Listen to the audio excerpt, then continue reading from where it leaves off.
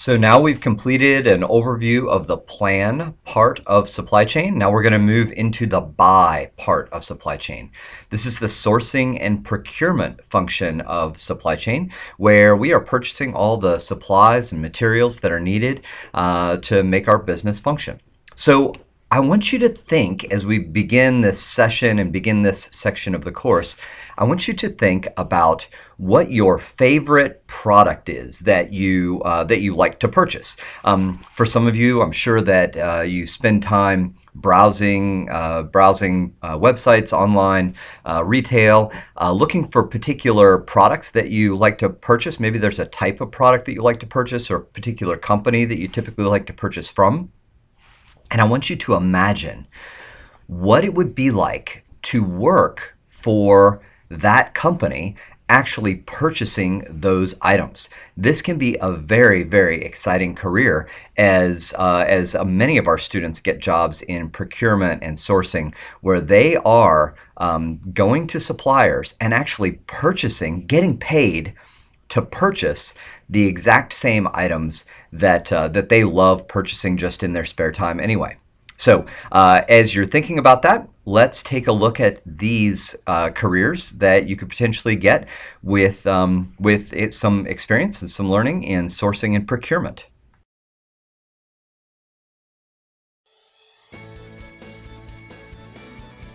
Sourcing and Procurement's mission is to maximize supply chain value for the Walt Disney Company. Specifically, this means we negotiate better pricing agreements worldwide, be it from office supplies to construction, and Walt Disney Imagineering to media networks. We really see ourselves as dot connectors. We love sort of bringing people together. Sourcing has the broad perspective across all business segments, which gives you the unique opportunity to understand how the different businesses work together. Sourcing and Procurement drives quality by delivering the highest quality products for all of our business units. One of the great things of working for the Walt Disney Company is we get to touch ESPN, we get to touch ABC, we get to touch Disneyland, Walt Disney World. So we get to touch all the different enterprises of the Walt Disney Company.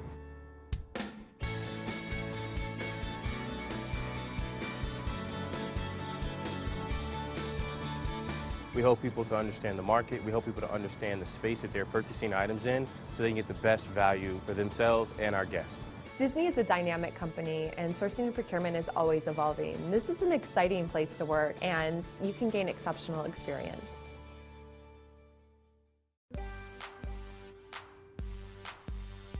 My name is Jared and I work for procurement at Nestle USA.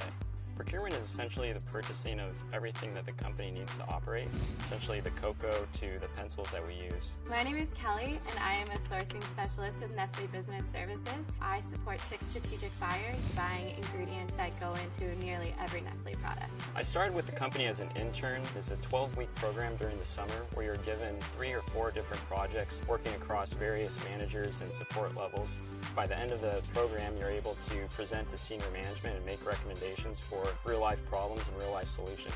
I worked with the marketing procurement group, which manages relationships with our marketing teams and our outside ad agencies. And I was able to look at the different relationships and analyze what we could improve upon. During that whole project, I was seen as someone who's contributing, and even after I left, they told me that they would implement my recommendations. I work a lot with suppliers to make sure that we have the volume to be able to produce. It's really exciting in purchasing to work with some of our suppliers, both big and small. You can really see the impact that our business has for them in their communities and for their employees.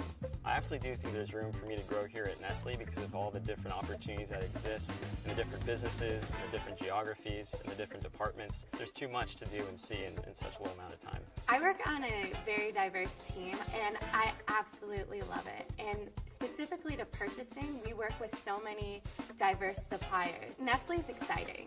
It's exciting in the opportunities that it provides for your career. After interning with Nestle, I was sold. I really enjoyed it, and so that's one of the reasons I decided to come back full-time. So as I mentioned, sourcing and procurement is an area of supply chain that many of our students really gravitate towards, really love and pursue in their careers. There are lots of job opportunities in sourcing and procurement, and sourcing and procurement is becoming more of a strategic advantage for many companies. Now, I just want to highlight here that throughout this course, if you are choosing to become a supply chain major, you do not need to determine what part of supply chain that you want to focus in your career right now. Because in our supply chain management program here at Bauer, we give you everything that you need to function well and to be successful, whether you go into plan, buy, make, or deliver any part of the supply chain. Within our undergraduate program, it is very well balanced, and you actually learn how to be successful in all of those different areas. I'm just letting you know that there are some of our students that pursue a career in sourcing and procurement. I'll also tell you that regardless of what area you want to get in supply chain, sourcing and procurement for many students is a great entry point into a career, just because there are opportunities out there. And in a role in sourcing and procurement, you certainly are touching the various pieces of supply chain. So transitioning to a different part of the supply chain after starting out in a sourcing and procurement role is relatively easy. So we're going to find out today and over the next video session as well, that wise purchasing practices will have a larger and faster effect on a company's bottom line than most any other function. You really do, in a sourcing and procurement role, directly touch the profits of the company and can have a big impact on the profits of the company. One of our professors, several of our professors teach sourcing and procurement classes here. There's one of our professors, though, that is very excited about sourcing and procurement roles, actually held sourcing and procurement positions in organizations, and leads many of the courses that we teach in sourcing and procurement. So I would like for you to meet him and hear about some of the classes that he teaches. Focus today on two courses that are integral to our supply chain program. They actually were created to map two different paths, career paths that you can go down in a sourcing procurement world. One is our SEM 4350. It is a course that's designed for those that are going to go into a buyer position. It's typically a category management position. That particular course focuses in on everything you're going to need to know to be in what I call the captain's chair, to be able to take ownership of that particular commodity and own that commodity and make sure you drive value to the customer. It's going to deal with things like the procurement cycle. What are the basic components of the process we go through to buy or procure what it is we're needing. So for example, a company that hires a lot of our students is HP. And so HP has raw materials, component parts, sub-assemblies. They may be making a super server, but they're going to have to buy all those component parts for that super server, and they're going to have to show up on time because they've got an assembly schedule. And how many parts do you have to be missing to delay your assembly schedule? One. Okay? So you've got to be right 100% of the time, and you're on position. The second course actually tracks the second path that you can go down, which is as a sourcing analyst. It was a course that actually industry brought to us and said, if you really want to build a world-class supply chain program, you need to teach the process. It's used at many of the consulting companies, some of the very largest oil companies, and so it is a differentiating skill set that our students have. 4350 is a required course for supply chain majors, part of what we call the Core 6. And then the 4351 is part of an elective that goes towards a certificate, a strategic sourcing certificate. I work with most of the students from a standpoint of employment. And so we've had a very exciting several weeks. I've had them lined up outside my office because we've been reviewing resumes. and that strategic sourcing certificate is one that many of the recruiters are looking for, because they're looking for, does this student have the competencies, what we might call the KSAs, the knowledge, skills, and abilities that they need to be able to hit the ground running on day one. I just want to give you an example how powerful sourcing procurement can be. Typically, our students are saving anywhere from 2 to 10% in the commodities they deal with. But what does that do from a career perspective when you are routinely, and our students are doing this, they routinely give more than $1 million every year back to their companies in cost savings. It is a career enhancer. Supply chain is an eminently practical discipline. And so when we devise courses, we want to make sure that they are very practical. That we're teaching the theory, but we want to ground that theory in practical application. One of the ways we've done that is through very practical case competitions.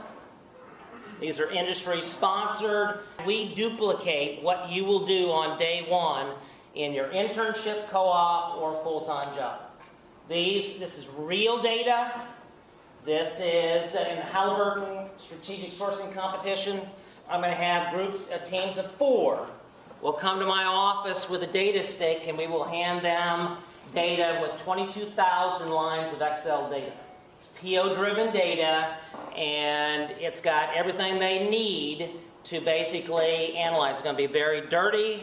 Our analytical skills in supply chain are exemplary, so our students know how to clean up that data, get it standardized, normalized, and then slice and dice it.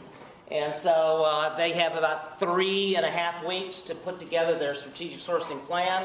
Halliburton executives come in, and those teams have a half hour to present their recommendations, and then we force rank those students top to bottom. Supply chain's tough, so we will announce in 9th place is team, and in 8th place, but we'll go all the way to the top 2 teams, then get invited, and we have 2 classes, so we have 4 teams that then will be invited out to Halliburton to be able to compete in the Grand Championship, where we crown a Grand Champ, and the confetti falls, and the trophies are handed out. Okay? FNC, just quickly, it's another case competition we do. Same format. Teams present to FMC executives. Top 2 teams out of each class go to the finals at FMC's headquarters. Key point here is we want to make sure that by the time you are in the captain's chair, you've already done the kind of work that they are expecting you to do. And I'll just close with this. We have worked very hard to build a world-class program. We're recognized, particularly in the state of Texas, with some of our energy companies that's producing some of the top students. So if you consider yourself one of the best and the brightest, I would love to have an opportunity to talk to you more specifically about a career in supply chain in general and in sourcing and procurement in specific. And so if I can be of help to you in any way, do not hesitate to ask. So our students really do like Dr. Wayhan. They enjoy his classes. They love the interaction that he provides. He is always really helpful. He mentioned there in the video that he invites you to reach out to him. He certainly really does enjoy interacting with our students and helping them along in their careers. I'll also let you know that he is the faculty advisor for our supply chain management student organization, SPO. So you can also interact with him there.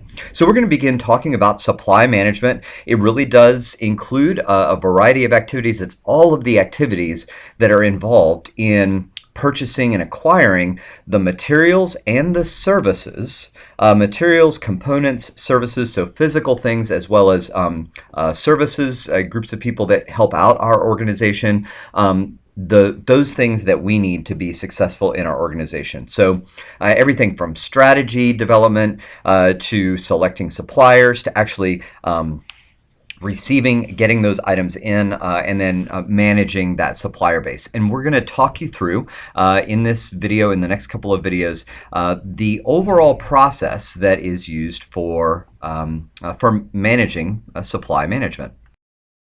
So supply chain is definitely global. Organizations now are competing globally, are sourcing globally, are providing materials, products, and services globally. So it is important when we're talking about supply chain and talking about sourcing and procurement that we talk about the global implications. It does make sourcing and procurement more complex. We still need to get the right products in the right place at the right time, which becomes more challenging as we begin sourcing from global locations, as well as begin storing and moving materials globally as well. We do measure the performance of our organization, and in supply management, when we are doing our sourcing and procurement for products and services, we keep in mind what the performance characteristics that our company wants. So we talked about this in the strategy piece of the course in those early videos that we talked about this semester, but we keep those in mind in sourcing and procurement because the way that we do our purchasing and the items that we purchase and the services that we purchase are going to have an impact on the overall performance of our organization. So we're going to look at quality characteristics. We're going to talk more about this in a few videos, some of those different dimensions of quality that you see here on this slide. We definitely are worried about, or we are concerned about, the delivery of those products and services, having the right amount at the right time in the right place, and of course the price, because all of our purchasing decisions are going to have a financial impact on our organization. Now, I want to pause here and let you know in the textbook, they have a performance calculation in the textbook, and we are not going through that sort of performance measurement in this course. That's the sort of measurement that you would do in some of your supply chain management classes that you take, such as Dr. Wayhan's class. And typically in those, we will be using Excel to perform some of those more complex calculations. One of the implications of having global supply chains is that when you get a job in sourcing and procurement, and not every sourcing and procurement job is like this, but in several sourcing and procurement roles, you absolutely have the opportunity to travel and to travel globally. And many of our majors that get careers in sourcing and procurement are traveling to go visit their suppliers wherever they're located in the world, seeing how those companies are operating, making sure that they are performing the way that we want them to in order to influence those products and services that we are purchasing. So you get to travel the world, you get to experience different cultures, you're entertained, which is always very exciting. You know, one of the things that our students like about being in sourcing and procurement is that when you are in sourcing and procurement, you are the customer. So you think about it, you are doing the purchasing, you are buying products and services, and so you are the customer, and customers are always treated very well in business-to-business transactions. The people who are doing the purchasing, the company that is selling those products and services, wants to make sure that the people that are doing the purchasing feel very comfortable about that and those relationships. So you're always treated really well as the customer. So this is a slide out of the textbook. Now, you do not have to memorize these percentages that are on this slide. Let me tell you exactly what you need to know off of this slide for the exam. So this is showing the what percentage of overall cost of providing a product or service comes from the direct value, the direct cost of the materials and supplies that are needed to provide that product or service. These are called the direct costs, and these are the costs that are influenced directly by this purchasing and procurement function. The thing that I want you to know here is that over time, the percentage of the overall revenue that is influenced by these direct material costs is increasing. So the value of procurement and sourcing, this purchasing role, the influence that the people that are in sourcing and procurement have, is increasing over time because companies are finding ways of reducing overhead, reducing what's called SG&A costs on the balance sheet or income statement, sales, general and administrative costs. Those typically as a percent of sales are decreasing, and the influence of the sourcing and procurement role is increasing over time. And I realize that this slide has some older data in it, but this is a trend that continues. So the supply managers' portfolios are just getting larger.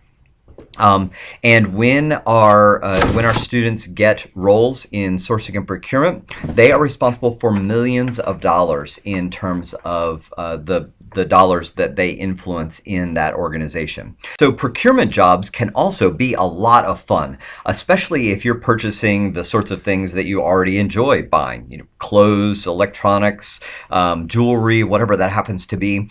I want to introduce you to one of our supply chain management majors who purchases $90 million of shoes every year for Academy Sports. And he'll mention this in the video, but one of the really neat things that I think is amazing about this role is that he has suppliers of shoes that send him samples of shoes that are not out on the marketplace yet, so that he can see what they look like, he can try them out, and then make suggestions, tweaks to their design before he actually purchases those items, which I think is just an amazing opportunity. So here, I want you to meet Blake Keys. Hi, my name is Blake Keys. I graduated from Bauer 2 years ago and got a degree in supply chain management. And I want to tell you about my amazing job at Academy Sports and Outdoors. So I've always loved sports and outdoors, so it was a natural fit for me. When the buying job opened for me, I thought it was perfect. So right out of college, I started working for Academy. So let me tell you how my supply chain classes have helped me in this process. So supply chain really teaches you a lot about the buying, making, and logistics business. So I'm on the buying side, and I work with suppliers such as Wolverine, Justin, Ariat, Cat Footwear, Bates, our own private label, Brazos, and Tactical Performance. So I manage $90 million in spend a year. What our category buys is work, western, and hunting footwear. So even more exciting about my job, what I get to do is see products before they hit the market, and a lot of times what we'll have is suppliers send us shoes and samples that they're developing, and if I don't like it, I can make certain tweaks and changes to it, and then the factory changes it, they send it back to us, and then it's our exclusive to Academy because we've made changes to it with the brand name on it. So another exciting thing, seeing product before it hits the floor, getting to be in that decision-making process. Another thing that's exciting about this buying role is obviously the suppliers always want your business, and they'll look to wine and dine you and take you out and treat you very well. I've been with one of our major suppliers, Cowboys-Chiefs game last year, and then just the other day I was actually eating at a place in River Oaks with one of our vendors, and we were sitting right next to Justin Verlander and Kate Upton. So me being a huge Astros fan, I was really excited about that. So just some of the perks of the job. So the easiest way to get a fun job like this, I would highly recommend joining a student organization, getting involved with those groups, networking, going to resume workshops, being involved in roundtable discussions with current employers. All these are going to set you up perfectly in whatever industry you choose to go into.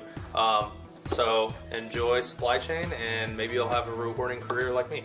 So Blake mentioned that a great way to get started in an exciting career in supply chain is to start participating with and joining our supply chain management student organization, SPO.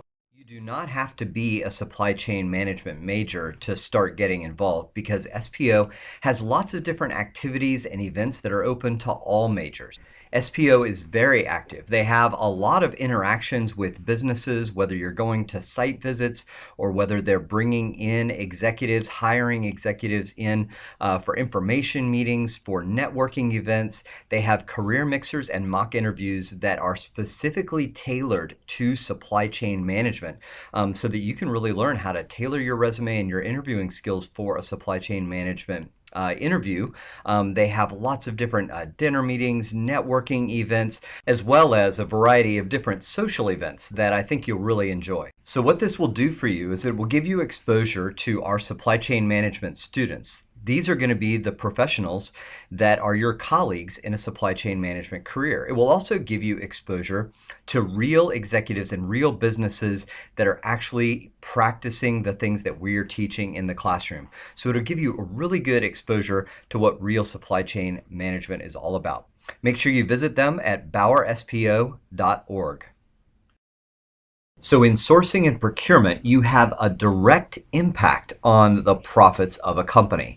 As a result of this, supply and procurement sourcing managers typically have fairly high profile jobs. There's a lot of attention placed on these professionals in an organization. When they do their jobs well, they typically get promoted quickly because they are seen as people who can have a direct positive impact on organizational profitability. Now, sometimes students will wonder, if I get a degree in supply chain management, will I still get a strong foundational base in foundational business knowledge, such as finance and accounting? And absolutely. So in our supply chain management classes, especially when we're doing simulations in class, simulating organizational performance, we are using the balance sheet, the income statement, the statement of cash flows. We're using these typical business financial measures to measure our supply chain management performance. So in every one of our classes, we talk about finance. We talk about how the money is used in an organization and how that impacts our organizational bottom line. So we're going to, here in this class, we're going to highlight a few of those definitions as we do a high-level look at how the sourcing and procurement role impacts the financial performance of our organization. So we have the cost of goods sold. That is, you can think of that as the purchase cost of the goods from outside suppliers. We also have inventory, which is the money that we've paid for the things that we have sitting around our organization that are going to be used in helping our organization to perform. And then we have our profit margin, which it can be displayed as a dollar amount. Oftentimes it is displayed as a percentage. So it's the ratio or the percentage of our profit to our sales revenue for a given time period. And we're going to be using these in some calculations here as we discuss the role of supply management. We're going to be calculating something called the profit leverage effect. Now, I'll just let you know, in the textbook, they discuss something called a return on asset improvement, and we are not going over that calculation. I think just talking about the profit leverage effect is going to be impactful to you enough, and profit leverage is certainly something that we calculate and something that we look at in supply chain. The idea behind the profit leverage effect is that when we save $1 in terms of what we're spending on materials and supplies and services that we're buying from an outside supplier, when we save $1, it's the same thing as adding $1 straight to the bottom line, because that is cost that we are not spending in our organization that we would have otherwise. The other piece of profit leverage effect is that when we are decreasing the money that we spend on these purchasing functions, on purchasing the materials and supplies and services that our organization needs to run, when we decrease the amount of money we need to spend on those, we're able to increase profit faster than other functions in the organization, such as sales or marketing. And I'm going to show you how that calculation works. So let's try to imagine how the profit leverage effect would influence a real business. Let's imagine, let's kind of make this small scale. Of course, this will expand out as you get into a larger organization, but let's just imagine for a second that you are starting up a lemonade stand. So think about the things that you need in order to have a lemonade stand. You're going to need to purchase a lot of items in order to produce and deliver the lemonade that you're going to be selling. You're probably going to need lemons and water and cups and ice. You're going to need to hire workers. You're going to need sugar. So those are the variety of things that you're going to need to purchase. So that is what is represented here by the sourcing or buy function that you see in blue here on this slide. You may have some fixed costs. So there may be some fixed costs associated with renting a table, those sorts of things. So you're going to have some fixed costs in the organization. You're going to have all the stuff that you buy, your costs in having this lemonade stand. And then you're going to sell lemonade. So you're going to sell, as much lemonade, you're going to buy all the stuff for it, and you're going to make the lemonade, and then you're going to sell it. Now, you will sell the lemonade for more than your total costs. You'll sell it, the amount that you sell the lemonade for, that's your total revenue that you see here on this slide. And out of that total revenue, you need to pay for your fixed costs, and you need to pay for all the materials and supplies that you purchased in order to make that lemonade. And whatever money is left over, that is your profit. Okay, that's your profit at the end. Now, in supply chain, what we do is we look at the sourcing, we look at the buy function.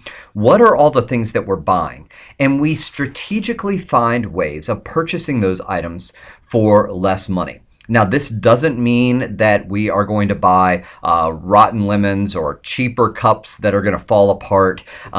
What we do is there are some very strategic methods that we use, and I'll talk through a few of them at a high level in this class.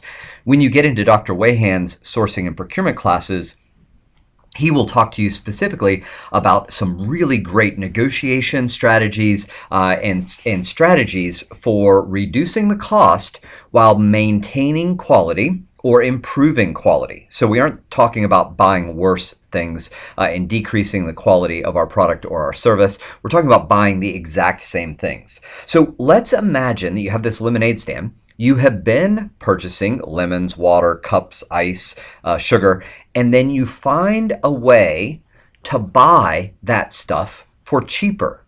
So now this blue section is going to shrink. So if we sell the same amount of lemonade, in other words, if our revenue stays the same, our fixed cost will remain the same. But if we're able to reduce the cost for all the stuff that we buy to make the lemonade, the lemons, water, cups, ice, and sugar, we reduce that, then we are left, the amount of money left over is larger. So by reducing our costs in the organization, our costs associated with purchasing the materials, the supplies that are needed to produce whatever it is that we're producing, by reducing our costs, we are directly increasing our profit. Every dollar we save in sourcing and procurement equates to another dollar earned in terms of our overall profit. Now, let's try to do the same thing, or let's see what happens when we try to do the same thing through sales and marketing. So what sales and marketing will try to do is they will try to increase our profits by increasing our revenue. So they're going to try to increase profits by increasing the volume that we're selling. We're going to sell more of these products and services in order to increase our profits by the same amount. So let's think about this in terms of our lemonade stand.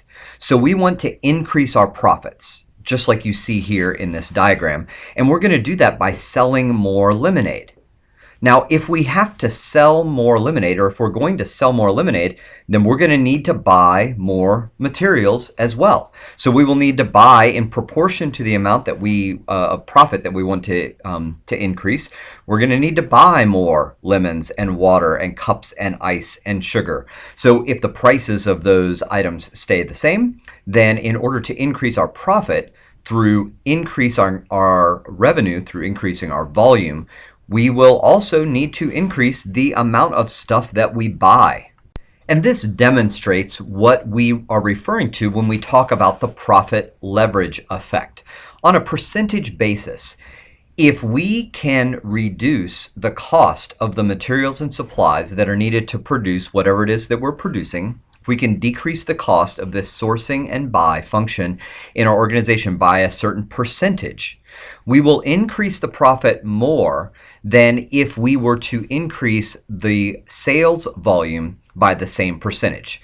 Or another way to say that is sales and marketing will need to increase the sales volume by a higher percentage to get the same profit outcome than we do in sourcing and procurement.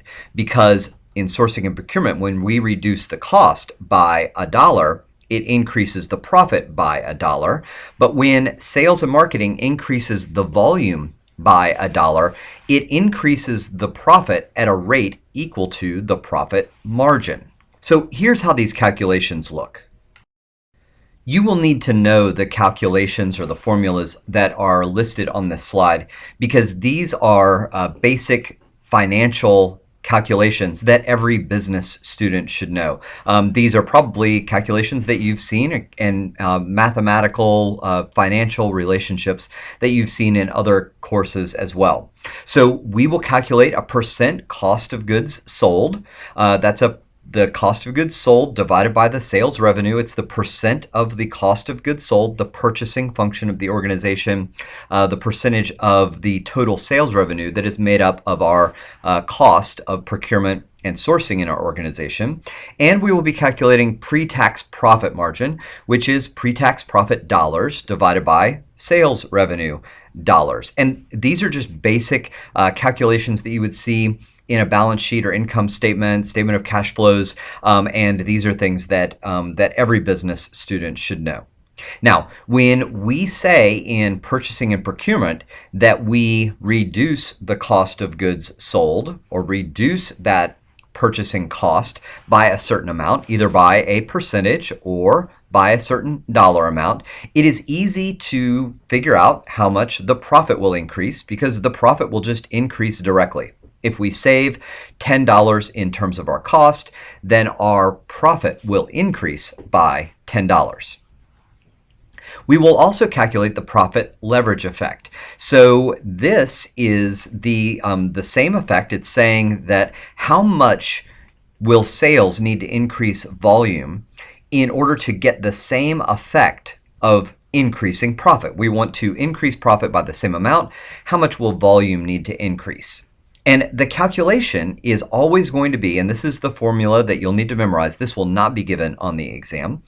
You will take the cost of goods savings, so how much money did supply chain save, divided by the pre-tax profit margin, and that will tell us how much that sales will need to increase sales volume. So as an example, if pre-tax profit margin is 10%, and purchasing and procurement saved $10, then sales will need to increase by $10 divided by 0.1 equals $100. Sales will need to increase by $100 to have the same profit effect. And this demonstrates that profit leverage effect. And this really is one reason why in sourcing and procurement, and in a lot of functions in supply chain, but especially in sourcing and procurement, we calculate this profit leverage effect. And this is why a lot of our procurement, sourcing, the people in the buy function in supply chain, those professionals are seen as people that can directly influence the profits of our organizations. So let's walk through an example. Now, I'll be going through this example on these slides. There are other examples in the textbook, and there are even more examples in the practice problems section of Blackboard to give you as much practice as you need. You're going to need to be proficient at doing these calculations on the next exam. So here's an example from a real company, from Whole Foods. These are some of Whole Foods' real numbers from their balance sheet income statement. Total sales revenue. You can see it's 15 billion, a little over 15 billion. Cost of goods sold, that's the cost of the materials that they purchase. And then their pre-tax earnings, their pre-tax profit there in terms of dollars. Now on an exam, these would be the only numbers that would be given to you. And then I would ask you, calculate the percent of goods sold and calculate the pre-tax profit margin. And these are formulas that you should just know how to do because you are a business major. So percent cost of goods sold is the cost of goods sold number divided by the sales number. So 9530 divided by 15,390, and that will give you a percent cost of goods sold. Also calculate the percent pre-tax profit margin. This will be our earnings, our pre-tax earnings, 878 divided by the total sales revenue. So the next question we're going to ask is, what is the effect on the financial position of the company if we reduce the cost of goods sold by $10 million? So in other words, originally for cost of goods sold, that cost of all of the stuff that we needed to purchase that Whole Foods sells, originally the cost of goods sold was $9,530,000,000. And what we're saying here is, what if we reduce that cost using some supply chain strategies in the sourcing and procurement role? What if we were able to reduce those costs by $10 million so that our final cost of goods sold was only $9,520,000,000? Now, we're going to ask, what are the new pre-tax earnings? And we're going to also ask, how much would sales and marketing need to increase the sales in order to have the same effect? So these would be similar to questions that you might get on an exam. So next, the pre-tax earnings. What are the new pre-tax earnings? Well, if we save $10 million in the supply chain function, that is the same thing as adding $10 million to our profit, adding $10 million to our pre-tax earnings. So we take our original pre-tax earnings, 878, and add the $10 million that we saved in supply chain. So we get our new pre-tax earnings to be $888 million. Now the next question says, how much would sales and marketing need to increase the sales volume in order to have the same effect? In other words, in order to increase profits by $10 million. Now this is the formula that you're going to need to memorize for the exam.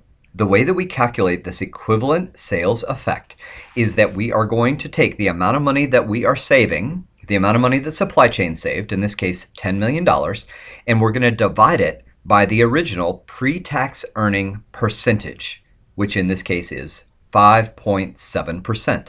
So we can see that purchasing and procurement, if they can reduce cost of goods sold, the cost of doing the sourcing and procurement, if they can reduce that by $10 million using supply chain management strategies, that sales would need to increase the overall sales revenue in terms of volume by $175 million in order to get the same $10 million increase in profits that supply chain is able to get directly by just reducing the cost. Now you might look at this and say, well, can't sales and marketing also increase profits by just raising prices? Can we just raise prices and then do a better job of our marketing so that people will buy higher price products? And yes, the answer is yes, we can. But keep in mind, that is going to be only temporarily sustainable. As you know, consumers are always trying to get lower and lower costs for our products. So we need them to buy more of these products really in order to sustainably increase our revenues. So what this says, this is an example of that profit leverage effect. And it just says that from a supply chain viewpoint, it is easier for supply chain to reduce the overall costs here to increase profits than it would be for sales and marketing to increase the volume of our sales enough to influence the profits by that same amount. So here's how all of these numbers look. So let's look at the green numbers here on this slide. First, the ones that are influenced by purchasing or procurement. If we keep the sales revenue the same, and we decrease the cost of goods sold by $10 million, then we increase our pre-tax earnings by $10 million to $888 million.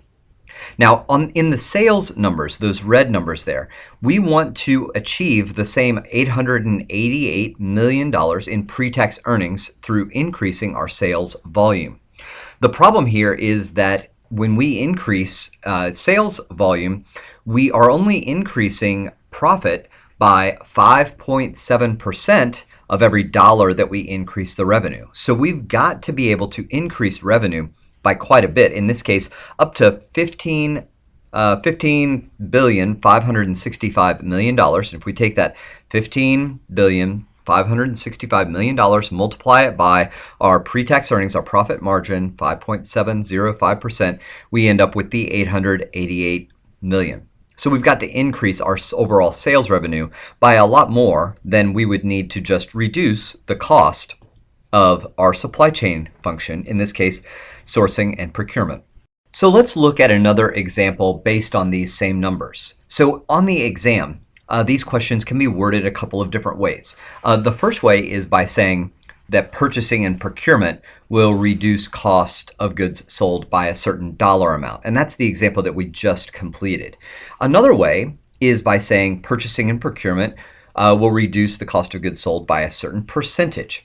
And Dr. Wayhan mentioned our supply chain majors that get out in sourcing and procurement roles routinely are able to save 1 to 3% of total cost per year in their job roles. So reducing cost of goods sold by 1% is something that would be reasonable for one of our supply chain majors.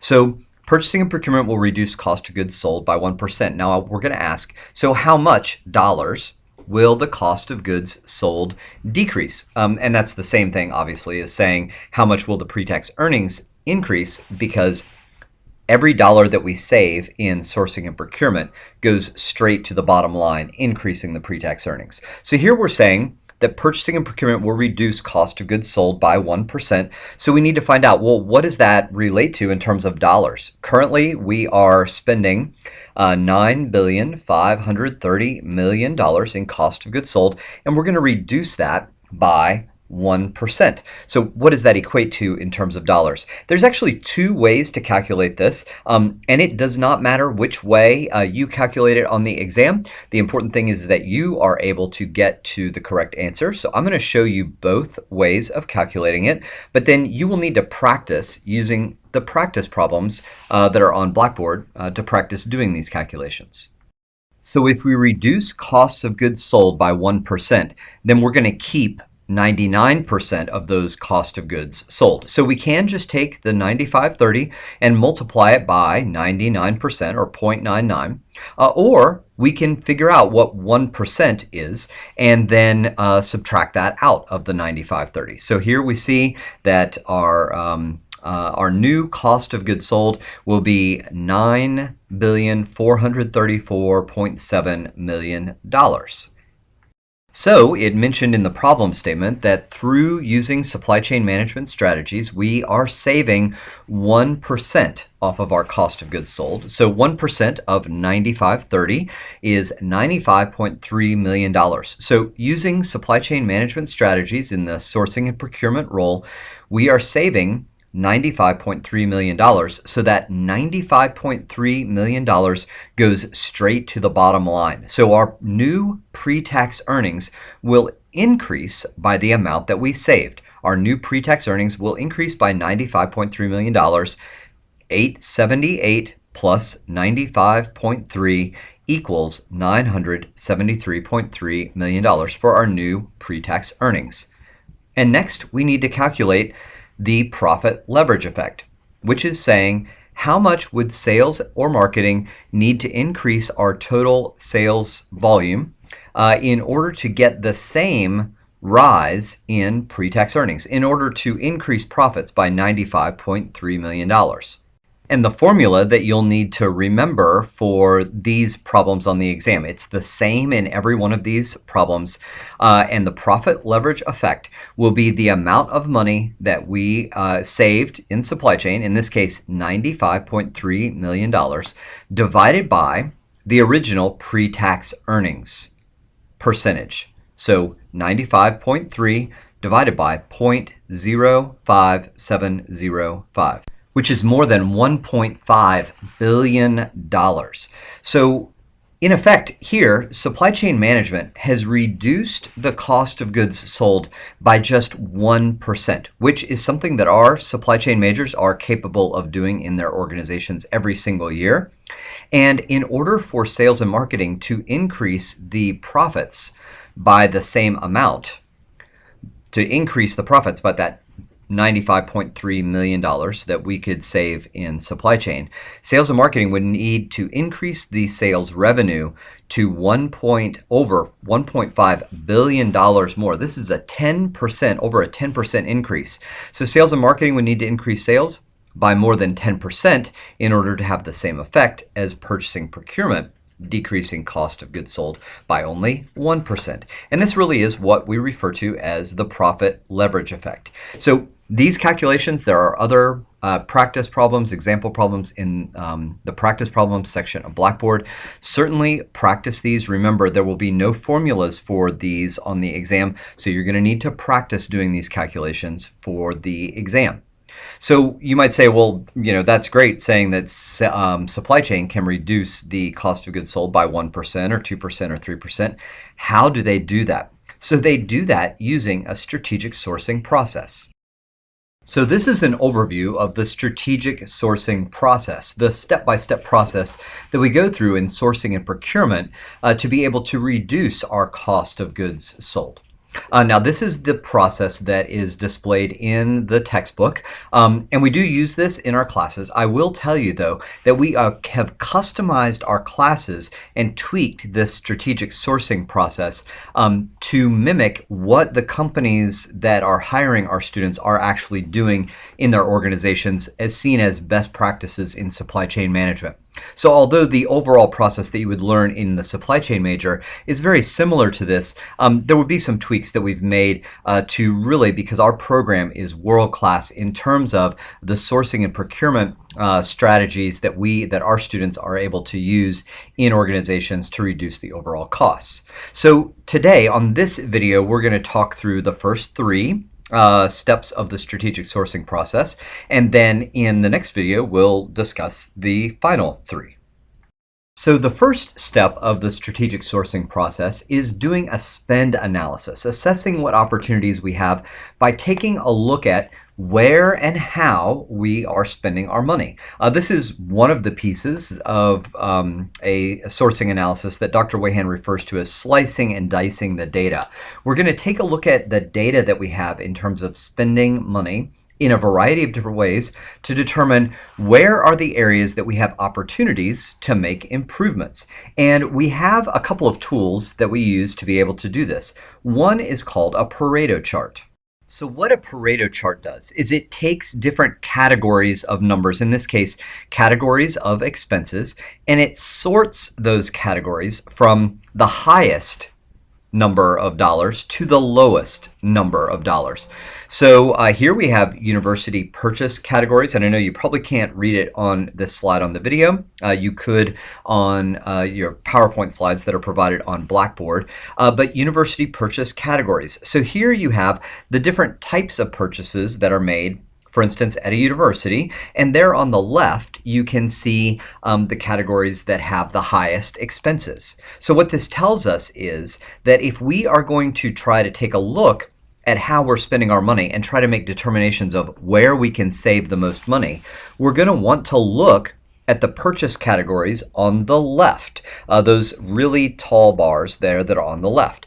If we're looking, for something that's on the right-hand side of that Pareto chart, one of those categories where we do not spend much money at all, we might know that we can reduce the total cost in a particular category by 50% in one of those that's down low. But in doing that, we aren't affecting our overall purchasing spend by very much. Whereas if we will focus, for instance, on that left-hand-most bar under university purchase categories, if we focus on that and just decrease the cost there by 5%, then we are making a big impact in our overall cost. Similarly, we can look at it a different way. We could look at what departments, what colleges, which of the colleges in the university are spending the most money, and then focus our attention on those departments or on those colleges within the university to determine where can we save the most money. Because if we can save just a little bit of money in the departments that are spending the most, we're going to have a larger impact on our overall costs in the organization. The next thing that we're going to do is we're going to profile our spending. we're going to take a look at how we're spending money and determine if there are different ways that we can do our purchasing that will end up reducing the cost. So already in this strategic sourcing process, we're really identifying areas of opportunity for us to reduce these costs. So a couple of ways that we do this. One is internal category profiling. This is where we look inside of our organization and look at how we're doing our purchasing, trying to make a decision about what are the processes that we're doing internally, in what areas are we spending the money internally, to identify problems that may be happening where we're leaking money, where we're spending more money than we really should. So one component of this internal category profiling, one thing that we will look for in our organization is opportunities to consolidate our purchasing. Opportunities for us to, if we're purchasing the same sorts of items in various parts of our organization, consolidating those to have better impact on negotiating with suppliers to purchase those items at a lower cost. Instead of purchasing a little bit in several different areas in our company, if we can group those purchases together so that we're purchasing a larger volume of those items and then distributing those out to the different departments or areas that need them, we can actually save some money. One vocabulary term that I'd like you to know for the exam is called maverick spending. So what maverick spending is when people in the organization need a particular item and then go to a local supplier and just buy that item at retail off of the shelf. So for an example, you might have a department and they need printer paper, for example, and they're running out of printer paper, and they say to someone, okay, take your purchasing card for the company, your company purchasing card, and go down to Staples or go down to an office supply store and just buy some printer paper. And so they go down there with their credit card and they buy the paper and bring it back to the company. This is, in these cases, they're actually going to spend more money on that printer paper than if they had planned it out and grouped the printer paper along with other office supplies and had negotiated with an office supply company to provide all of those office supplies in a volume so that they can get a quantity discount. And so this is called maverick spending, when you just have individuals that are doing purchasing without going through a purchasing process to determine the best place to purchase items at the lowest cost and at the highest quality. So that's internal category profiling. We will also do external industry analyses. So here's where we're going to look at global trends. We're going to look at global trends and risks. So we're going to look at political trends. We're going to look at producing, sourcing in different countries, what some of the advantages and disadvantages to those might be. We're going to look at trends for commodity pricing and looking at the commodity pricing. If the prices of raw materials or supplies are typically seem to be rising, going up, or if they're going down. And then we have different strategies for being able to deal with those things. So we mentioned these when we talked about the plan function of supply chain. But if we see that the prices for raw materials in general are going up, we can start buying. We might buy in a larger quantity at the beginning so that as those prices increase, we have purchased them at a low cost. If we see that if we suspect that prices will be decreasing and that's the trend, then we can purchase in smaller quantities to take advantage of those price decreases as they come. So we're all the time looking at a variety of different trends that could potentially influence the prices of the materials and supplies that we purchase to be able to purchase all of those items at the lowest cost possible. So we've been talking for a bit about the strategic sourcing process. So let's take a little break, and I wanted to highlight what it might look like to work in sourcing and procurement at an organization. And so I wanted to show you a video from Coyote Logistics. So this is a third-party logistics provider. We've mentioned before that when you get into a supply chain management role in an organization, these roles are integrated together. So you really are touching, regardless of what part of the supply chain you work in, you are touching or interacting with people in all parts of the business and in all parts of the supply chain. So this is a third-party logistics provider. They provide logistics that's very much on the deliverer side of the supply chain, but the way that they do that is they do purchasing. They purchase transportation and logistics capacity. So they're purchasing a service and then distributing that out to their customers. So this is what it's like to work at Coyote Logistics.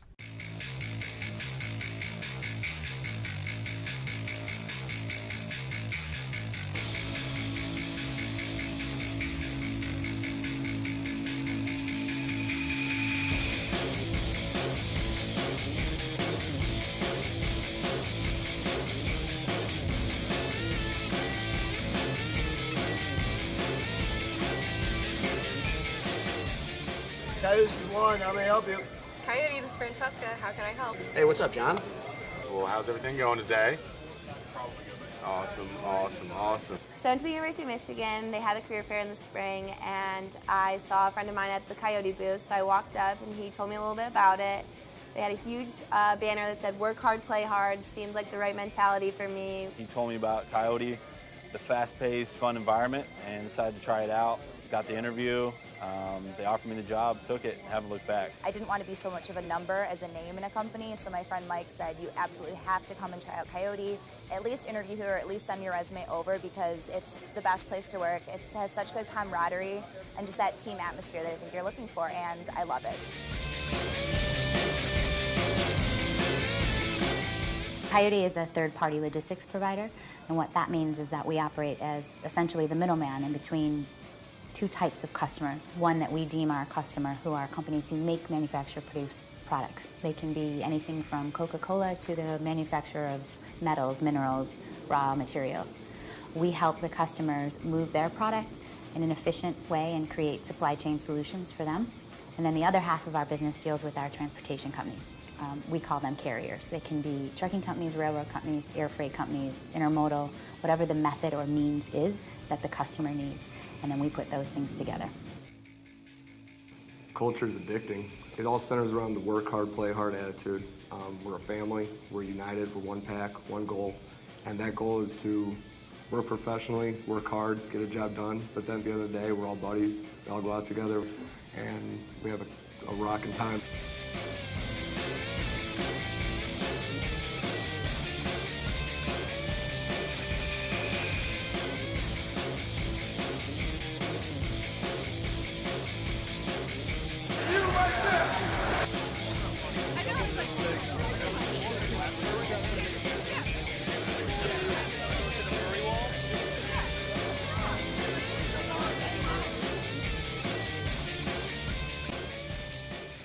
We're trying to develop business leaders, decision makers, logical problem solvers. We hire the best kids that we can find, and the best means most motivated, hungriest, friendliest. I would tell anybody that this is the best place to work, not only for the culture, the atmosphere, but the opportunity that's in front of you to not only better yourself financially and as a person, but to be a part of something that's really, really cool.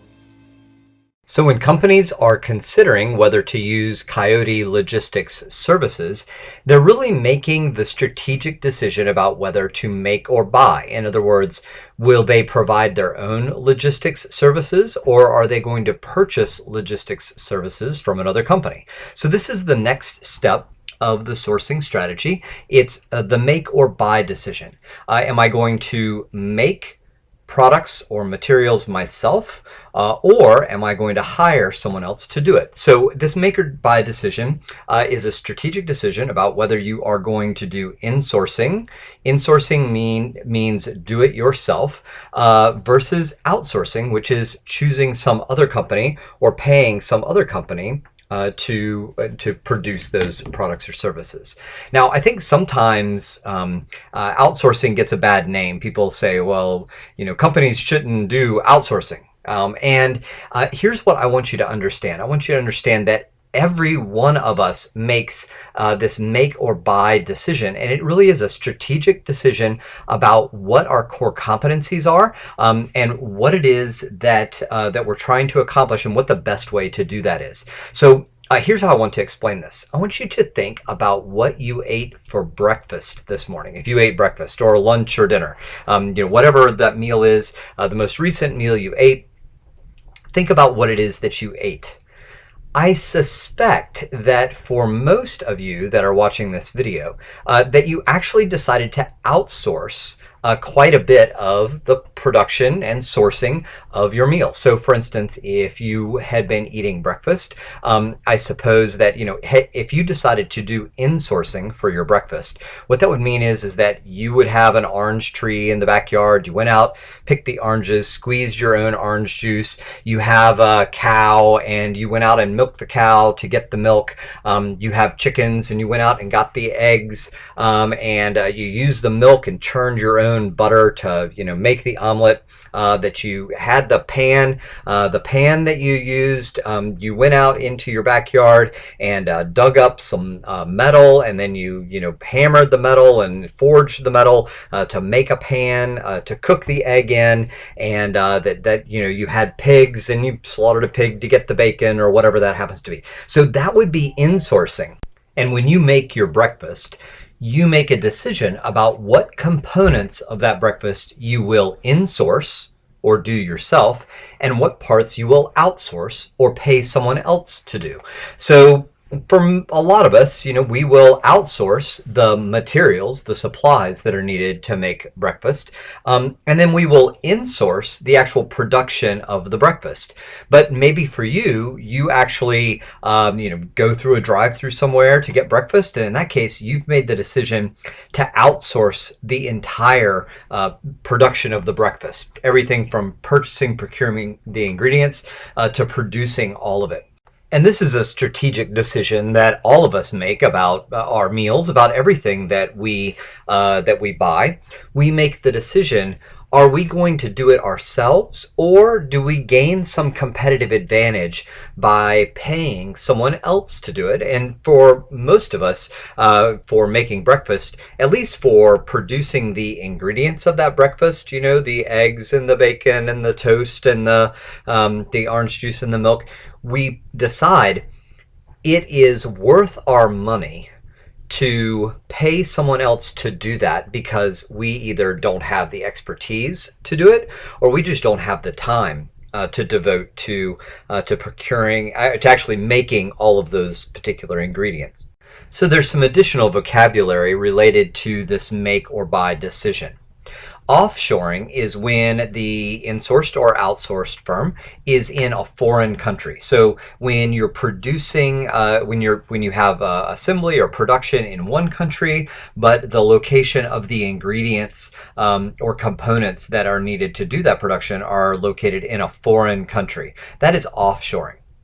Nearshoring is just a form of offshoring, but it's where the offshoring company is in an adjacent country. So if we're here in the United States and we have operations in the United States and we're purchasing materials, if we purchase those materials from Canada or from Mexico, that would be nearshoring.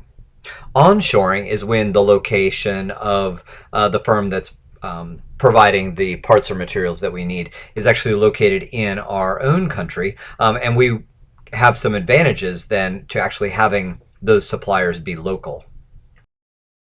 So there are a variety of reasons why we might want to make or insource our materials ourselves, and there's some reasons why we might choose to buy or outsource materials or supplies.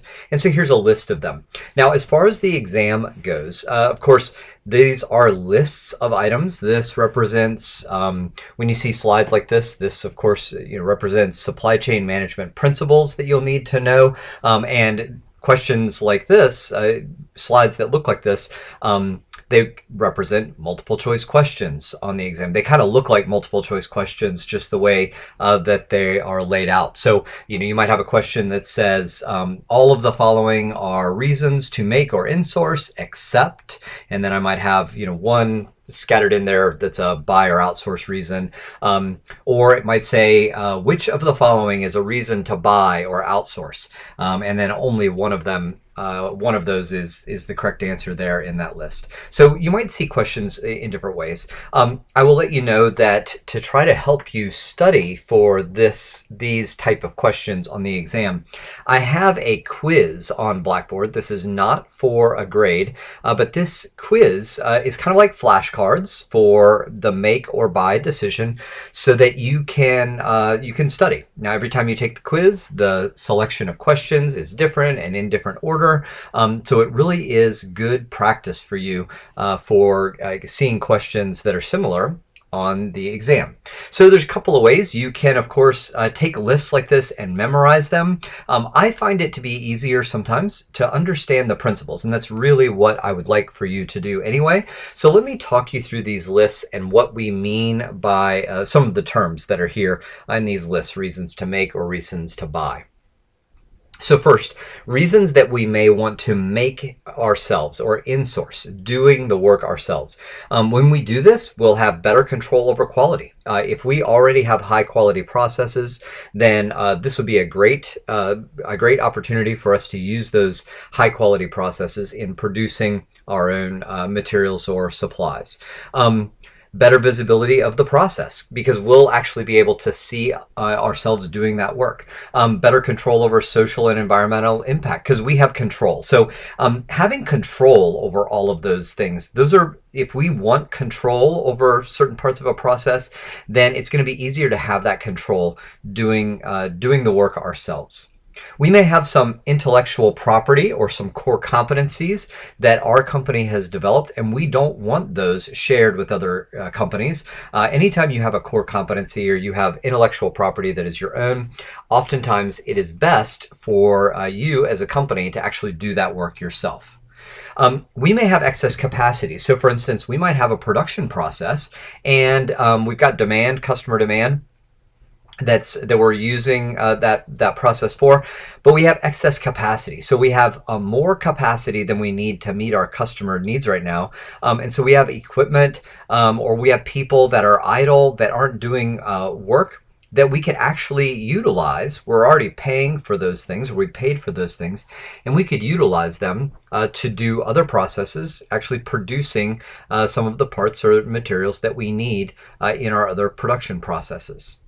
If we make or insource ourselves, then we will reduce storage and handling costs, because we'll be doing it ourselves, so we won't have to transport it as far, and we'll be able to manage all of that ourselves. And typically we will make or insource when product life cycles are stable.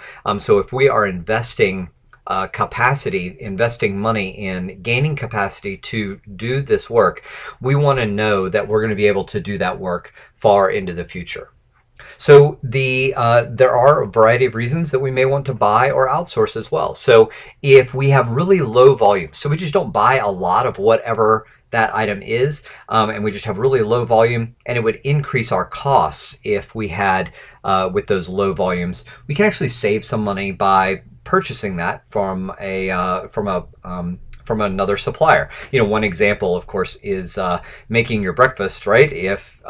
Is bacon. When you buy bacon, now, for most of us, we eat bacon in such low volume that it would not be cost beneficial for us to own the pigs. It would actually cost us more to make bacon by owning the pigs ourselves than by buying the bacon whenever we need it from the store.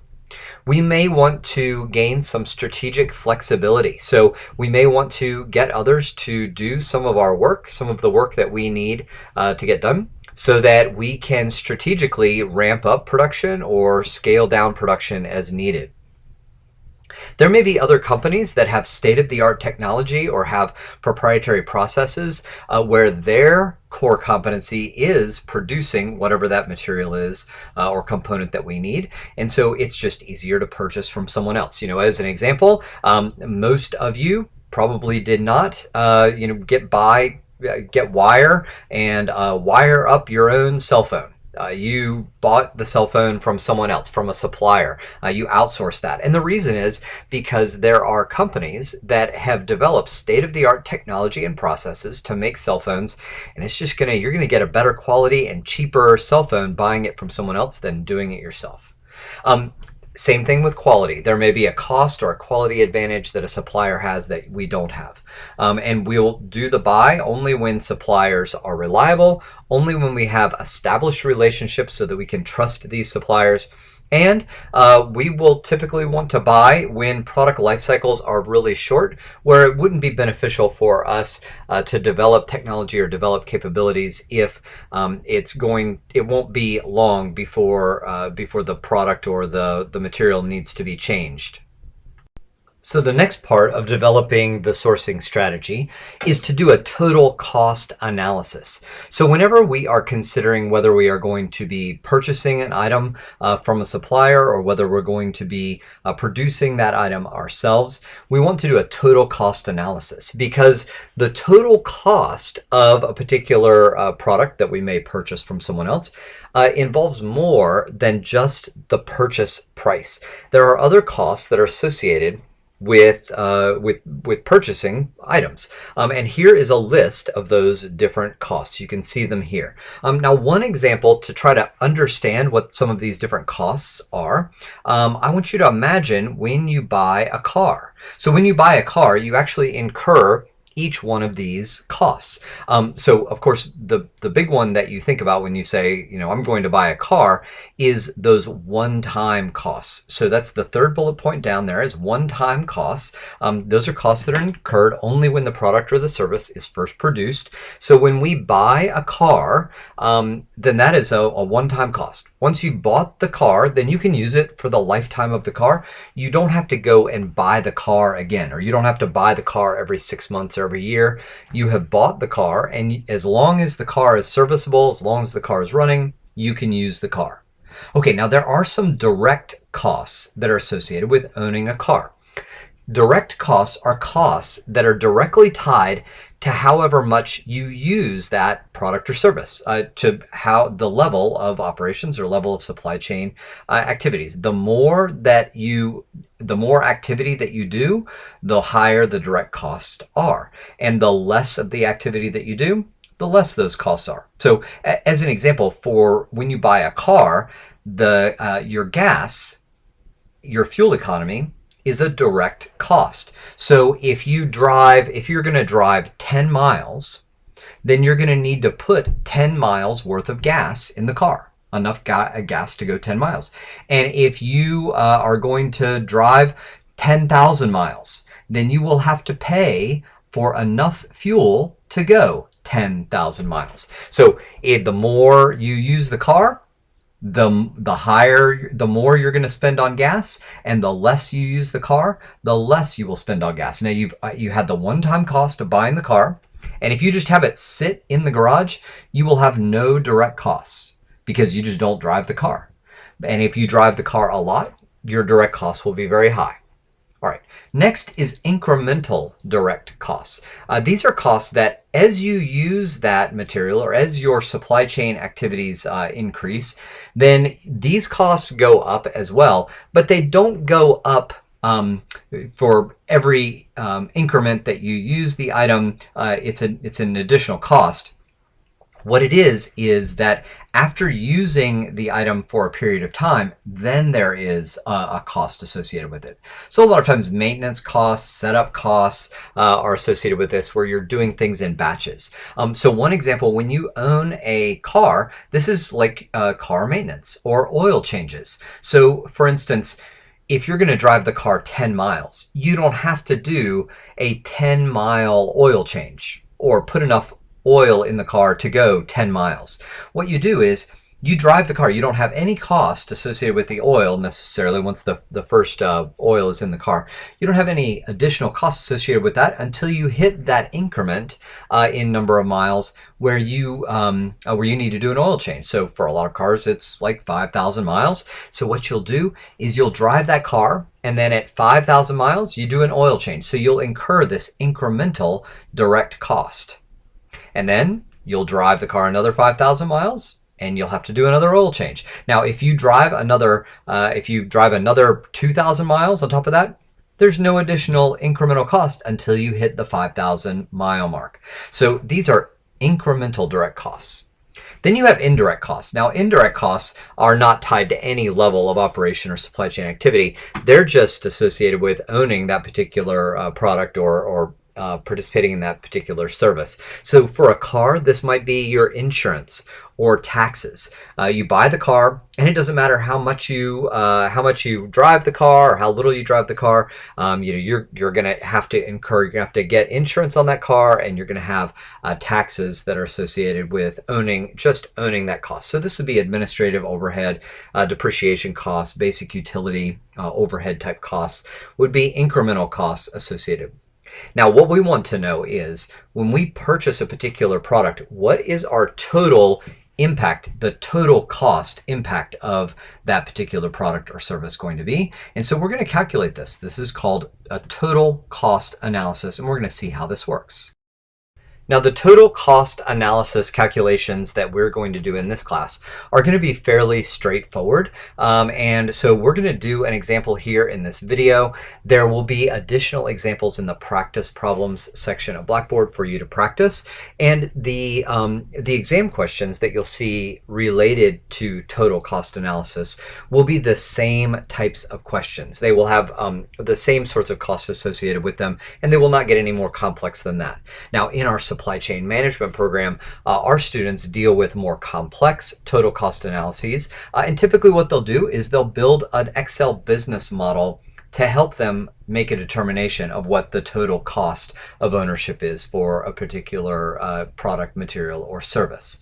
So there will not be formulas associated with total cost analysis, because the only thing that we're doing in a total cost analysis is that we are going to be calculating dollars per part. Dollars per part. So what's going to happen in these problems is that you'll be given costs that are associated, a variety of different costs associated with owning a particular product or service, and those costs will be given in a variety of different units. Your job is to convert the units that are given to you into dollars per part. If you take each of the categories of costs that are given to you, convert those costs to dollars per part, then it's very easy to find the total cost because you just add up all the dollars per part. So the hard part is converting those costs to dollars per part. Now, converting them to dollars per part is just algebra. Now, I've got here on this slide, I have a variety of ways that costs may be given to you and how to make that conversion to dollars per part. But it is just algebra. So if you take units that are given to you, there are ways to convert those units into any other units that you would like. Now, to try to help you with this, because I know that this task of using algebra to convert units, this is something that you may not have done since high school, and there are no formulas for this. You just have to be able to do this. I have a handout that's posted in the lecture notes section that will essentially reteach you how to do this. It starts out really slowly with some examples that are very simple, that you'll find to be very easy, and then it progressively works its way forward, teaching you how to use the algebra in order to convert units from any one set of units to any other set of units. So you should be able to use that to teach yourself how to acquire this skill again. It is something that you've done in the past. It is something that you'll need to be able to do in the future. So whenever you make a large life decision like your career, or whenever you buy a car or buying a house, essentially your family will be making this total cost analysis. And so these skills that you're learning here, you'll be using even if you don't go into supply chain as a major. So we're going to go through a couple of examples here in this video. Based upon this example, we're going to take a look at a total cost analysis for a part that we may need, and we're going to look at insourcing it, we're also going to look at outsourcing it, and we're going to be calculating the total cost per part for each. So you can see here, we have a plan. We would like to produce 1,000 parts per week. It's anticipated that the total lifetime demand is going to be 250,000 parts. This is very similar to examples or to problems that you'll see in the practice problems section of Blackboard. Very similar to what you'll see on the exam. Produce 1,000 parts a week. Anticipated total lifetime demand 250,000 parts. And then in this example, we have 3 different costs. We have a direct labor cost, we have a direct material cost, and we have a mold purchase. So those are the three types of costs we have. Our job in this is to convert each of those 3 costs to dollars per part. Now I'm going to try to go through these calculations slowly with you. I'm going to ask questions, and as I ask these questions, I'm going to encourage you to pause the video, and then you try to answer the question on your own. Do your best to answer that question, and I will show you the calculation. So first, we need to produce 1,000 parts per week. We know that one person can produce 500 parts a week. So how many people will we need to hire to produce the 1,000 parts per week? All right, take a look at that and see if you can figure that out.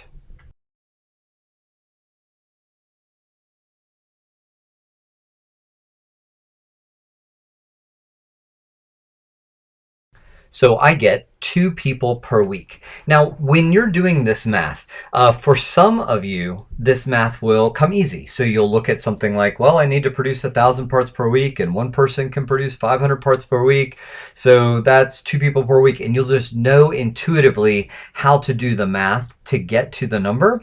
I'm going to tell you though, the way I'm going to display the calculations on these slides is I'm going to show you how to do it using the algebra, because if you use the units that are given to you and you calculate out these numbers using those units, then you will never get these problems wrong. I'll tell you, when I am doing calculations such as this, oftentimes I can't remember exactly which number I need to divide by which number in order to get to the value that I'm really trying to get to. But I have found that if I use the units and do the algebra, that I will always get the right answer. And so that's the way I'm going to demonstrate them here. Of course, on the exam, you don't have to show your work.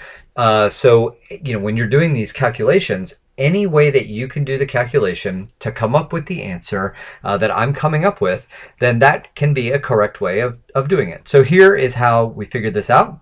We take 1,000 parts per week, divide it by 500 parts per person. That's the same thing as multiplying by the inverse of 500 parts per person. And then you can see there in that calculation, parts cancels out parts, and you're left with persons per week. So 1,000 divided by 500 is 2. This gives you 2 people per week. Now, the next question is, how much will these people cost per week? How much will these people cost? So I'm going to hire 2 people. One person costs $800 per week. So how much will hiring these people, how much will that cost me? All right, so you pause the video and you figure this out.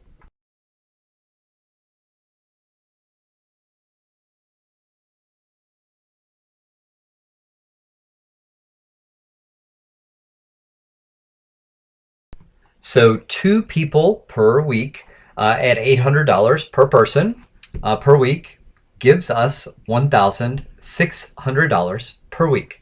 So we're going to spend $1,600 hiring these 2 people to build these parts. But remember, the secret to a total cost analysis, the secret to these problems is converting any costs that were given to dollars per part. Dollars per part. So we currently have this calculated out in terms of dollars per week, but we need it in terms of dollars per part. Okay, so it's going to cost us $1,600 per week. So how much is that in dollars per part? Well, we know we're going to produce 1,000 parts per week. We know we'll produce 1,000 parts a week. We know that the labor is going to cost us $1,600 per week. So how much is that in terms of dollars per part?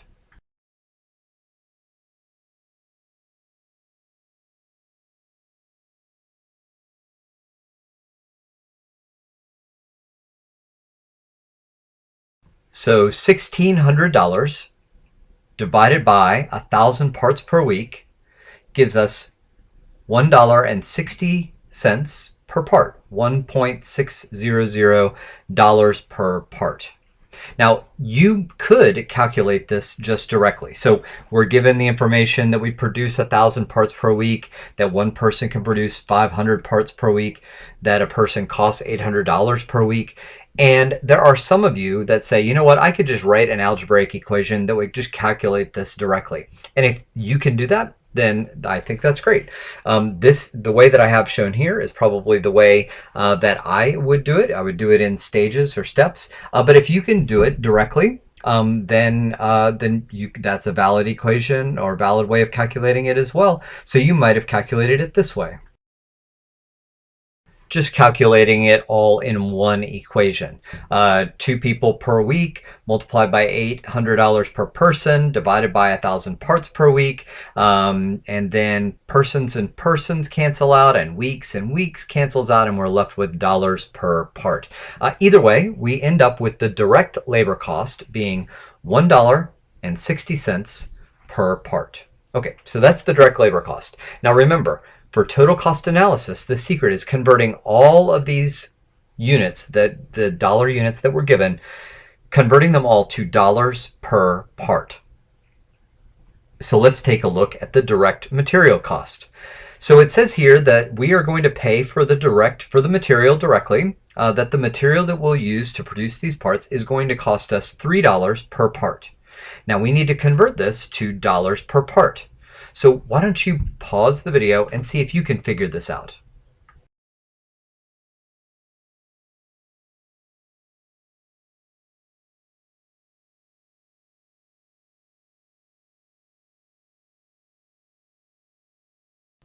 Okay, now this should be the easiest calculation of any of them because I'm just giving you that the direct material cost is $3 per part.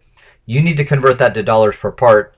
It already is in units of dollars per part, so the direct material cost is just $3 per part. So far we have the direct labor cost is $1.60 per part, and the direct material cost is $3 per part. Now, we have a mold purchase. Now, you might know what a mold is, you may not know what a mold is, and you don't have to. The key here is I put in parentheses that this is a one-time purchase. That means that we're just going to purchase this mold. Now for a lot of like plastic parts, what happens is there is a mold that molds the plastic parts, and you have to build the mold, and you have to make the mold or buy the mold. And in this case, we're buying the mold. It costs $45,000 to buy the mold, but it's a one-time purchase. So we're going to buy the mold for $45,000, and then we just use it. And we'll just use it and use it and use it for all the parts that we'll ever need to make. We'll never have to re-buy the mold. It's like buying your car and then using it. You just buy it once and you can use it for all the parts that you're going to make. So in this case, we're going to buy the mold for $45,000. Then we are going to make, well, you figure this out. How many parts will we make on this mold? Over its lifetime, how many parts will we make on the mold? We will make 250,000 parts on the mold. That's our total lifetime demand that we anticipate producing. So we're going to spend $45,000. We'll make 250,000 parts. And so we need to convert this to dollars per part. So you figure that out. How much does this convert to in terms of dollars per part that we will make on this mold?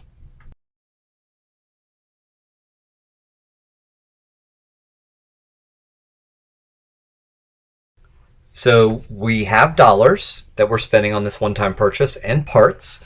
So we'll just take the dollars divided by the parts to come up with dollars per part. So $45,000 divided by 250,000 parts is 18 cents per part, or $0.18 per part. So now we've done the hard part. We've converted these three costs to dollars per part. So now to find the total cost of insourcing, of doing this work ourselves, we just add together the dollars per part. Just add together 1.6 plus 3 plus 0.18. And we get $4.78 per part if we are going to insource this part. So now let's look at another option. Let's look at the option of outsourcing, at paying someone else to do this work. So we have the same parts that we're producing, the same and total anticipated lifetime demand up there at the top. And in the outsourcing option, we have 3 different costs. One is the direct part cost. So that is the cost that the seller, that the supplier, is going to charge us for those. You can see those are there. There is a trucking cost, and that is going to be $580 per shipment. So when the supplier loads the parts onto a truck and then ships those parts to us, it's going to cost us $580 every time they put parts onto a truck. Now, for the first supplier, the supplier you see there, option 1 in blue, for that supplier, they are going to supply our parts at the pace in which we want them. They're going to supply them at 1,000 parts delivered every week. So every week they'll put 1,000 on a truck and they'll ship it to us. Now, option 2 is that this supplier says, I'm not going to be able to ship you 1,000 a week. I will ship you 4,000 a week until we hit the anticipated total lifetime demand. So I'm going to ship you 4,000 every week. And every time we put those on a truck, every week we put the 4,000 on a truck, and there's one shipment there once a week. So the trucking costs will be incurred every week when those suppliers make a shipment. And we will still have to buy the mold. That is our one-time purchase that we'll have to make. Now, remember, we're going to convert all of these costs into dollars per part. All right, so first let's look at the direct part cost. For option 1 and for option 2, what is the cost, the direct part cost, in terms of dollars per part? We're going to have a cost for option 1 and a cost for option 2. So direct part cost, what is the cost in dollars per part?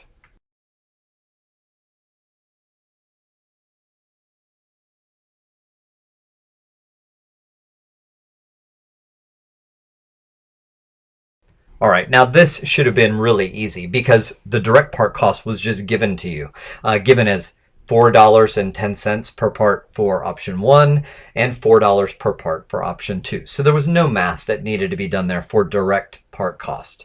All right, now let's look at the trucking cost. For the trucking cost. So option 1, supplier 1 is going to put 1,000 parts onto a truck and will ship it for $580. Supplier 2 will put 4,000 parts on a truck and ship it for a cost of $580. We need to determine what is the cost per part. All right, I'm going to give you a chance to do this.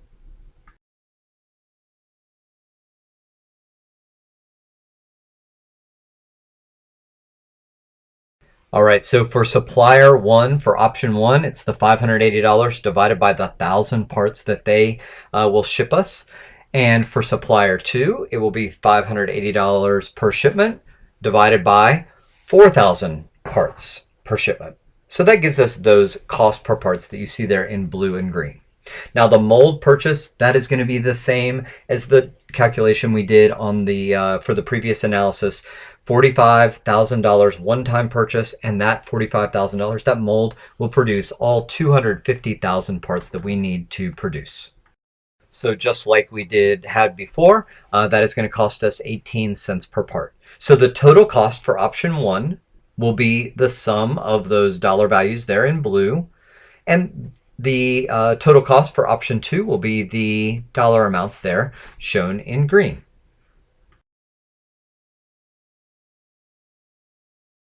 So here are our total costs. For option 1, for supplier 1, the cost is $4.86 per part, and for supplier 2, it is $4.32.5 per part. So supplier 2 is the cheaper supplier in terms of total cost per part for the cost that we have listed here. So here are our 3 costs that we just calculated: the insourcing costs and then 2 outsourcing costs. Now, as we're looking at these, is there one of those 3 costs that we can toss out? You know, one of those 3 costs that we can just say, this is definitely not the option that we want to choose? Which one would that be?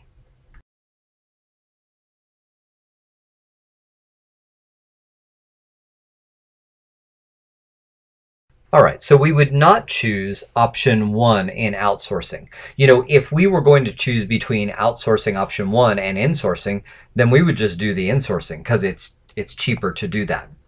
So our savings per part to outsource is 45.5 cents per part, taking the total cost of insourcing minus the total cost of outsourcing there. And then our savings over the product lifetime will be $113,750, just taking the savings per part, multiplying that by the number of parts that we'll produce over the lifetime. And incidentally, it might be useful for us to know what a lifetime is. So we're making 250,000 parts. We are selling them at a rate of 1,000 per week, and there are 52 weeks in a year. So the total product lifetime is 4.8 years. So we will save $113,750 over a period of about 4.8 years by going with supplier number 2 instead of doing the insourcing. But you might wonder, from a supply chain management viewpoint, is this the decision that we should make? Are there other strategic decisions that perhaps we should consider? So can you think of other things that we haven't thought of here that we should include in our decision making?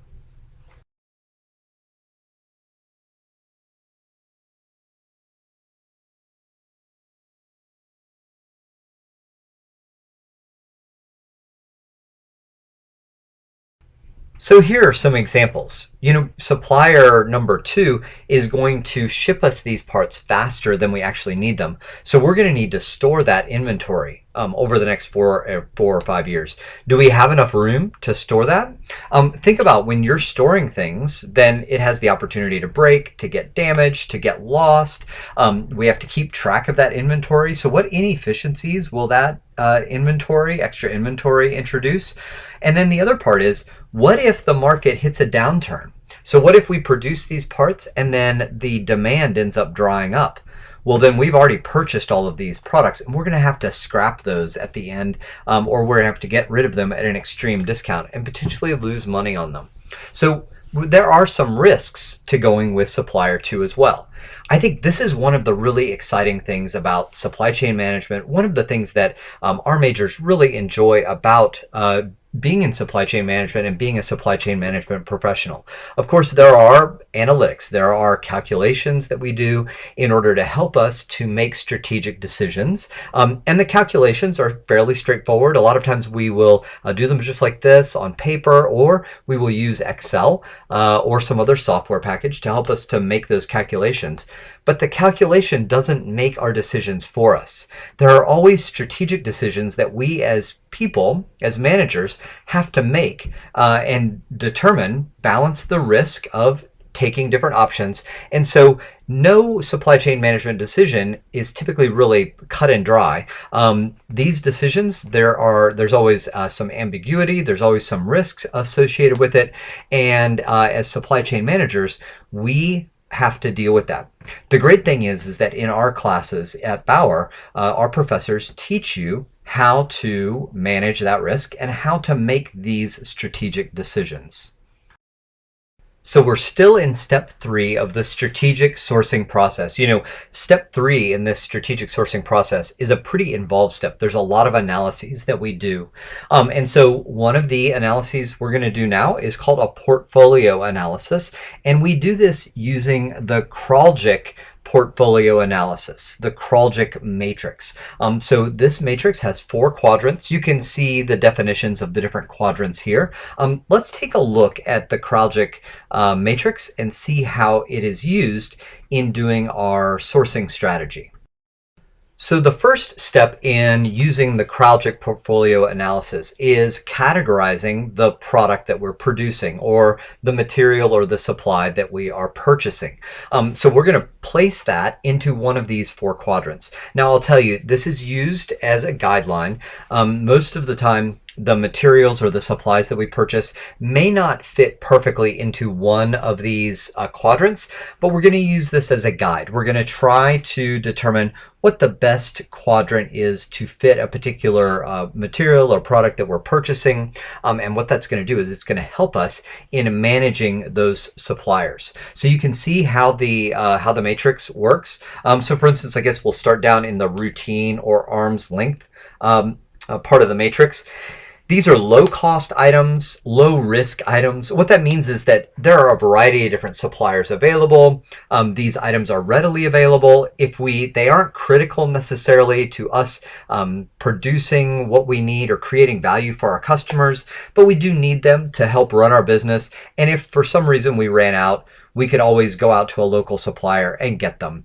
And they're relatively low cost. So these are pretty low-risk items. So they're going to be things like office supplies and toilet paper, paper clips, things that we need around the office that you could buy just at the local Walmart. Okay, so these are routine or arm's length office supplies. All right. Then we have leverage or preferred items. So again, these are things that are relatively low risk, low complexity, where we have supply opportunities for them, perhaps that are local, but they are definitely critical, high cost, high value for our organization. They're a critical component of what it is that we do at our organization. So, as an example, maybe at a Subway, sub shop, this might be the bread or some of the meats that they have.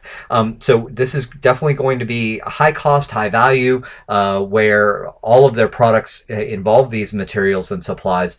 But at the same time, if they were to run out, they could find them at a local supplier. So this would be the leverage or preferred category. Now up in the upper left corner, these are high risk, high complexity items that aren't necessarily readily available from local suppliers, but at the same time, they're low cost, low value potential. So this might be things like custom printed brochures. So custom printed packaging, boxes, brochures, and forms that we may use, paper forms that we may use around the office. Now, if we don't have these things, our company is still able to run. But getting these particular items, it takes a little bit more work than just going to a local Walmart to get them. Now, up in the upper right corner, these are the critical or strategic items. So these are the items, high risk, high complexity. There are not as many suppliers that are available to produce these items, highly customized, and high cost, high value potential. So these are things that are critical for our organization to run. So the first thing you do in this analysis is you take the items, materials that you're purchasing, and categorize them into one of these four quadrants. The next thing you do is use the next part of the matrix to determine how you manage those suppliers.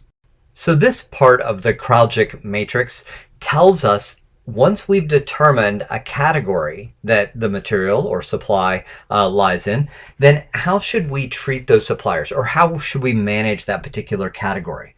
So, and this just gives a description of these. So for instance, in the routine or arm's length matrix of part of the quadrant of the matrix, what we're going to try to do is centralize these purchases or automate these purchases where we can, where we will find a supplier. For instance, for our office supplies, we will find an office supply supplier where we can group a lot of these materials together with that one supplier, get some price discounts, and so minimize our costs that way, and then automate some of these purchases so that we don't have to do as much work in our organization to actually do the purchasing of that particular item. For leverage or preferred, part of the matrix, what we're going to do is we are going to try to get multiple suppliers. We're going to try to get those suppliers competing with one another over time, so that we can create some competition with them and lower costs, increase quality over time.